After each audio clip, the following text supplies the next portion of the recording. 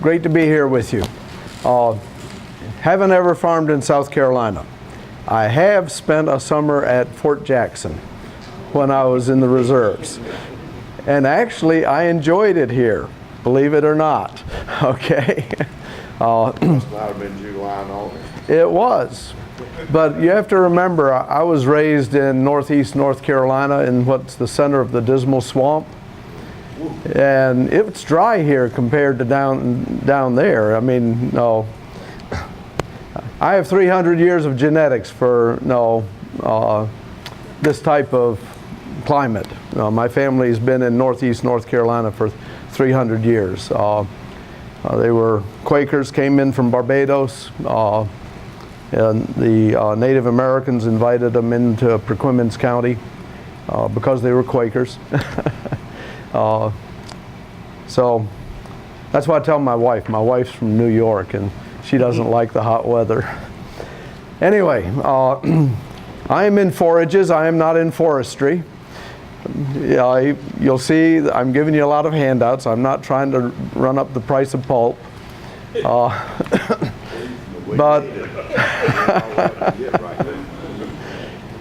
But some of these handouts, I feel, to me as a farmer, they're key to me. The body condition score chart. As an extension specialist, I always carry that with me. If I'm out on a farm and a farmer needs to talk about body condition scoring. And I do feel that, well, I do body condition score my cattle regularly just to see how they're doing. And we'll talk a little bit about the why. There are two handouts on sampling, one on sampling hay and one on pasture.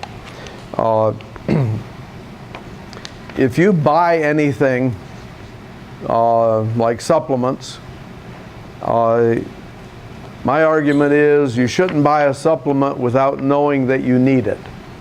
I tell my farmers that if you buy something, you want to make sure you are going to have $2 return minimum for every dollar you invest. In forage testing, we've shown that we actually return about $10 for every dollar we invest in forage testing, if you use those numbers to develop your feeding program for your animals. So it doesn't matter if it's pasture or hay, and we'll talk about that a little bit. The nutrient requirements of beef cattle. How many of you are cow-calf operators? Any of you run stocker cattle? Okay, I'm not surprised, but wanted to ask, how about sheep? Do we have any sheep producers or goat producers? Okay, okay. You have, Don, you have meat goats, right. We're pretty much beef operation, but you know, I do have. Right, I remember you telling me that now. Thank you. She does. My wife does. Oh, okay, okay. We have on the floor. How about horses? No, we have, okay. Now, I'm going to concentrate on beef cattle because most of you are, cattle producers. The principles hold.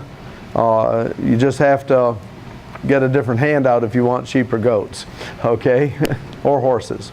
This is another one that I keep a copy in my briefcase when I'm traveling. I keep a copy in my office because I don't try to remember all these numbers, okay? Why remember a number if you have it written down? Now I'm going to talk mostly about energy and protein, but the back sheet is minerals, and don't forget the minerals. You'll see most of them have numbers in there. Molybdenum has no numbers except for maximum tolerable level because for beef cattle we don't know if there is a requirement for molybdenum. On the other hand, your clovers do have a requirement. I just don't have a nutrient requirement for clovers and grasses. Then two other handouts. The last handout is matching hay to the cow's requirement. no, my PowerPoint presentation is going to cover a lot of these principles. I would encourage you to read that. There's a short course in ruminant nutrition in here. And then on a practical basis, how do we go about mixing and matching hays to balance the ration for the cows. Now I'm talking right now primarily on winter feed. I'll touch a little bit about young stock on pasture. So let me jump into the slides here, and I may skip through some of these slides fairly quickly. But talking about winter feed, what are you feeding? And I want you to ask yourselves that question. Are we feeding conventional hay? And to me, conventional hay, that's where we have a hay field, we cut it, we haul it back, and we feed it to the cattle somewhere. If you are doing that sort of thing, it's going to cost you somewhere around $85 a ton. Now I'm talking true cost on your equipment, the fertilizer that you should be applying to that hay crop, to produce the hay crop and to maintain soil fertility, a little bit of your time on the tractor, that sort of thing. So it's around $85 a ton, true cost. Now, strategically feeding hay on hay meadows, that's where I'm making the hay on a hay meadow, and then I'm going to feed it back on the hay meadow. You've heard about bale grazing, probably. So the big cost saving is fertilizer. If I feed the hay back on the hay meadow, I'm feeding the fertilizer back on the hay meadow, and you don't have to buy P&K. And you may not believe it, but I've run my farm for 25 years that way, and my soil fertility has stayed right at the low end of optimum. Just because I feed that hay back on the hay meadow.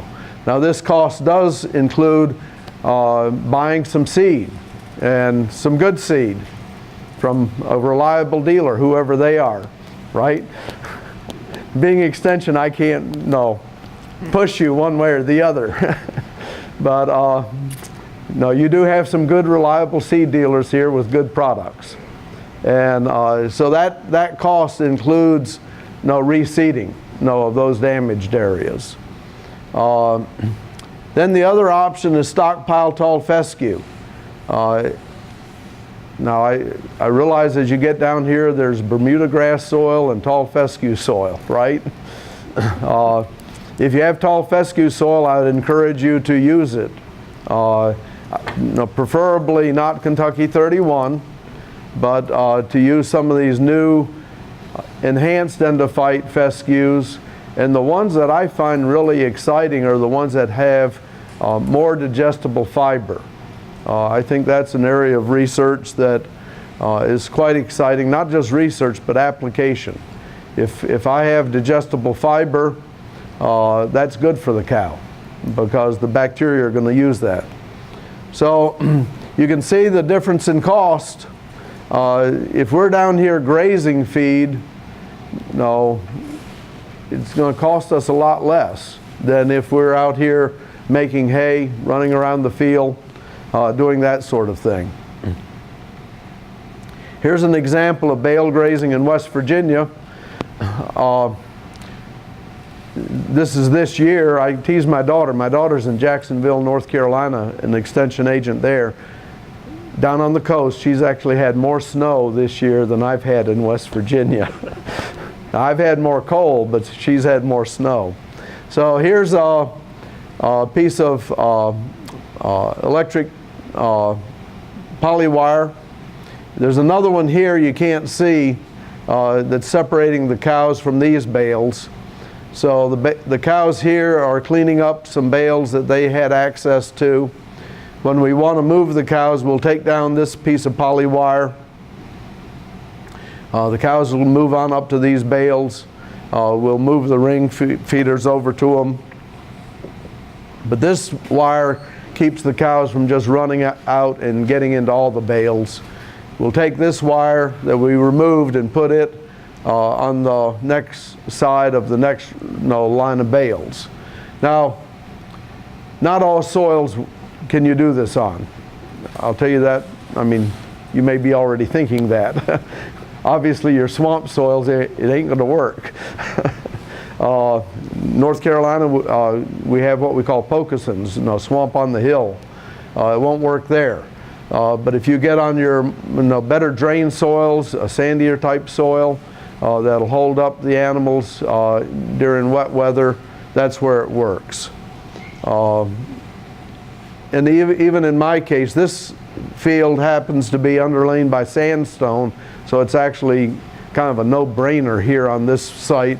If you get up to, across the road, I have some spots, or even just across that ridge there, right down in there, it doesn't work. So you learn on your farm where it works, and you learn where it doesn't work.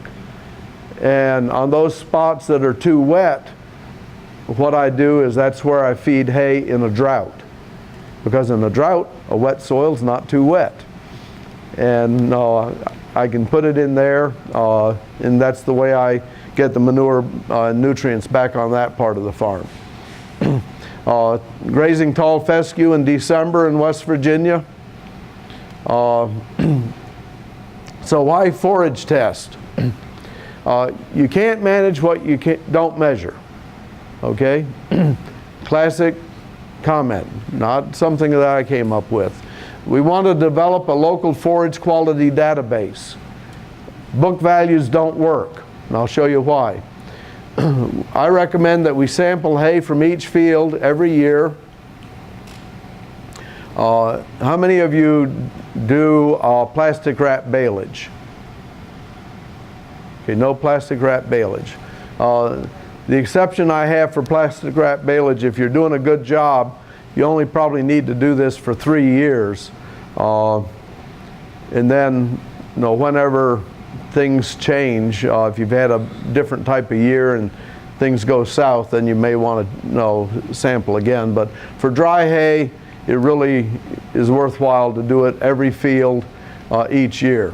Pastures, I encourage farmers to do that monthly for about 3 years, build up a database of forage quality. Now, down here, if you're using, say, fescue, Bermuda grass, some of the winter annuals or summer annuals, then I would want to sample each of those different types of pastures at the time you're grazing it, just so you have a database of all the things that you're grazing. Now the forage test identifies the good, the bad, and the ugly. And then once you've identified the good and the bad and the ugly, then we can figure out how to use it to make it all good enough. Because that's all the cows need, is good enough. As I said, forage testing, be it pasture or hay, our farmers are seeing a $10 return for every dollar invested. Now here's forage test in West Virginia. Excuse me. Red dots are hay, the blue dots are haylage, baleage, whatever you want to call it. So each dot is a field, okay? Represents a lot of hay, so a field of hay. And you can see it's almost like a shotgun pattern, isn't it? So the book value would be that blue line for haylage and the red line for hay. Is that book value of any value to you? For managing that hay off that field or this hay off this field? I say it's not. That's why I'm saying we need to forage test. That just happens to be crude protein. It just, we knew that as forage matures, crude protein goes down, right? You knew that. As forage matures, total digestible nutrients go down. We knew that. But again, if I want to manage this hay from this hay field, I need that number. If I want to manage the hay from this hay field, I need that number, not the average book value. So forage quality. Some of this I know is review, so bear with me. If it's not review, then I'm adding something to what you know. Fiber in forage decreases dry matter intake. Legumes tend to be lower in fiber, and therefore they increase dry matter intake. Mature forages are higher in dry matter and decrease intake.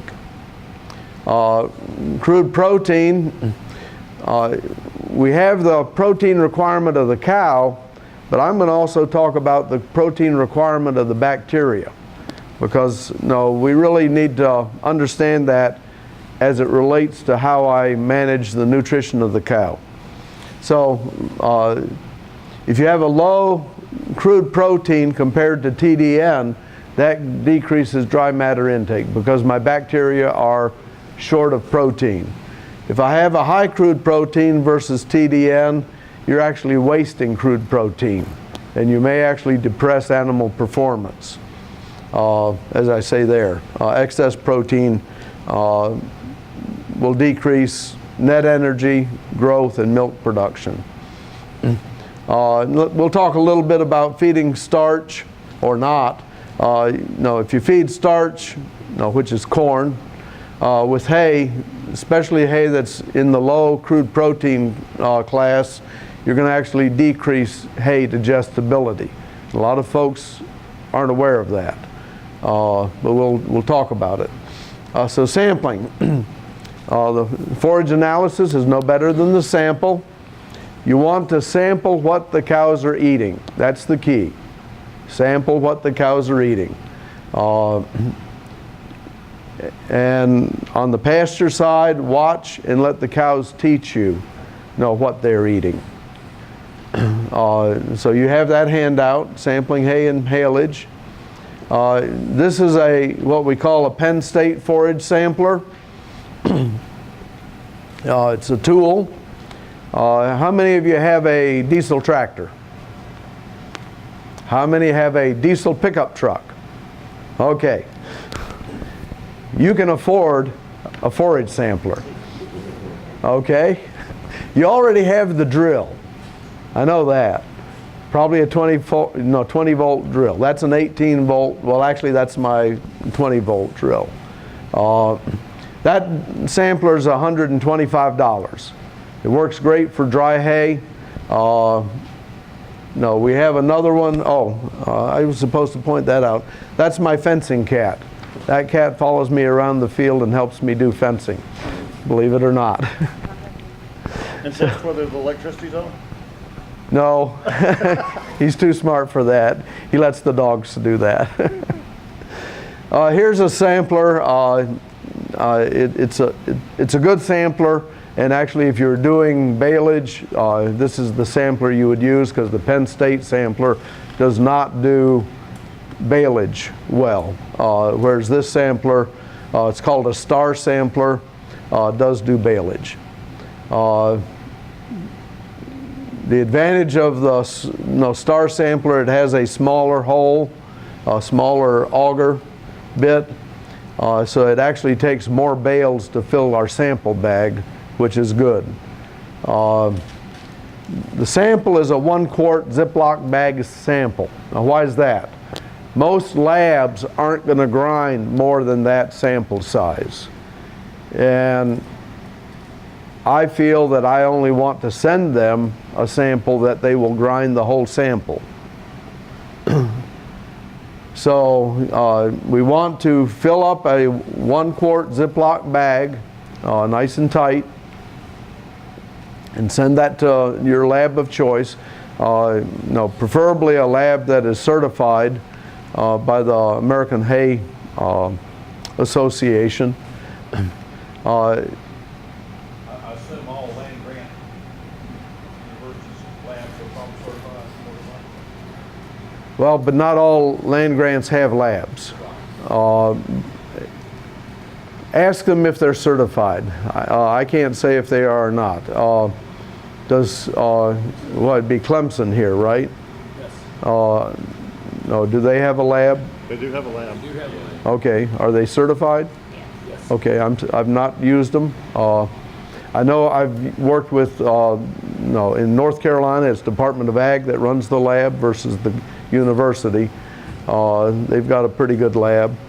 I use one called Dairy One, that's a farmer co-op that does analysis all over the country and all over the world. And then another one we use is Cumberland Lab out of Maryland and Pennsylvania. Okay, if you're storing the hay outside, I come in below this weathered cap and go in as close to perpendicular as I can to the layers in the bale, because you want to go across those layers because that's the way the sampler works. If you go in directly perpendicular to the end, it doesn't do a good job sampling. I want to cut across those layers in the bale.